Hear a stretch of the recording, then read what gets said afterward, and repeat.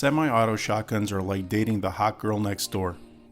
In rare occasions, everything goes well and the benefits and convenience were all well worth the risk. All too often, however, things go south quickly and now there's an awkwardness throughout the entire neighborhood. In the world of semi-auto boomsticks, there are only a handful with the reputation and pedigree you can confidently rely on. The rest are simply there for a good time at the range and pure aggravation when they don't work. Throughout the last several years, there have been two main contenders to be labeled the best in class. Those two are the Benelli M4 and the Beretta 1301. Now the Benelli needs no introduction, and it's no stranger to the battlefield either. The Beretta has come out of nowhere to threaten the king's reign and brings more features and advantages to the table. I've owned both in the last year, and I'll tell you where I stand. The Langdon Tactical Beretta 1301 I briefly owned was a disappointment when truly put to the test. To be fair, it could have been due to a few variables that are unique to the Langdon version, but I had the recoil spring bind in several instances when using slugs, and it was no easy task to fix.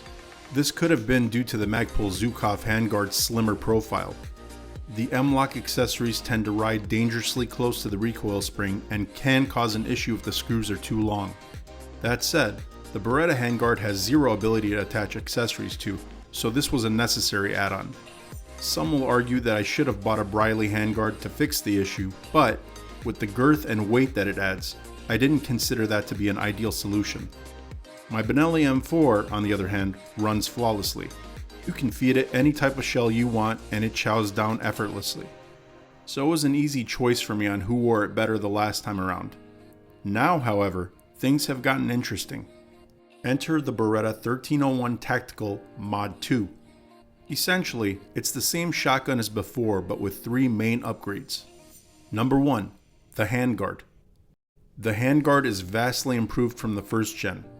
It now features M-lock slots on the 3, 6, and 9 positions, and it's got the right girth and texture to be extremely ergonomic.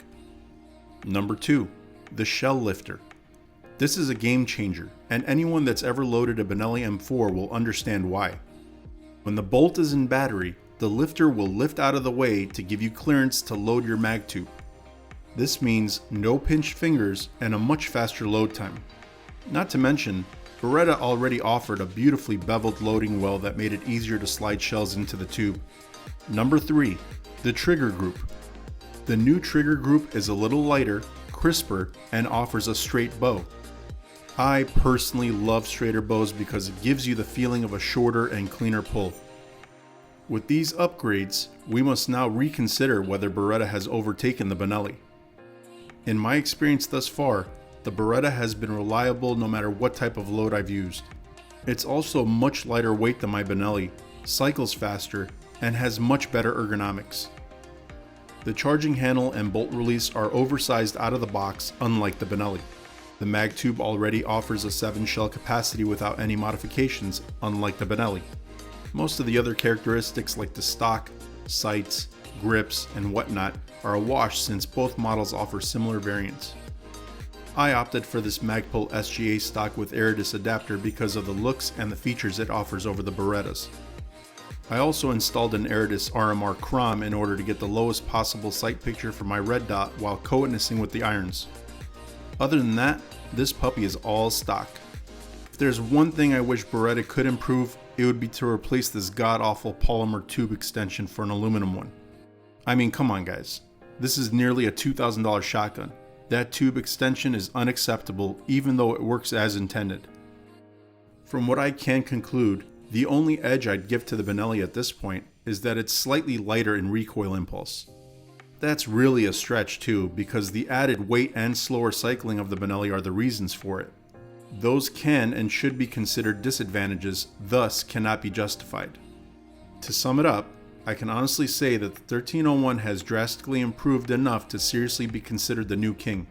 Some will make the argument that it'll never be settled until the Beretta sees as much time in battle as the Benelli, but I digress.